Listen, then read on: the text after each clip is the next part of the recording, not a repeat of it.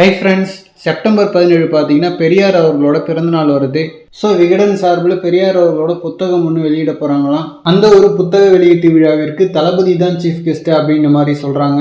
And already இதே மாதிரி தான் அம்பேத்கர் அவர்களோட புக் ரிலீஸ் ஃபங்க்ஷன் நடந்துச்சு. அந்த ஃபங்க்ஷனுக்கே தளபதி சிறப்பு விருந்தினராக போயிட்டு பேசினது மிகப்பெரிய பேச பொருளாச்சு. மெயினாக திருமாவளவன் அவர்களால் இந்த ஃபங்க்ஷனுக்கு கூட வர முடியலன்னு சொல்லிட்டு திமுகவை அடிச்சாரு. அண்ட் அதே மாதிரி இந்த பெரியார் புக் ரிலீஸ் ஃபங்க்ஷனில் யாரெல்லாம் கதற போகிறாங்கன்னு தெரியல. அண்ட் ரீசெண்ட் டைமில் சீமான் அவர்கள் பெரியார் அவர்களுக்கு எதிரான கருத்துக்களை நிறைய தெரிவிச்சிட்டு இருந்தாரு. அண்ட் அந்த டைம்ல இயக்குனர் அமீர் அவர்கள்லாம் கூட பெரியார் அவர்கள் குறித்து சீமான் அவர்கள் விமர்சனத்துக்குரிய கருத்துக்களை தெரிவிச்சிட்டு இருக்காரு.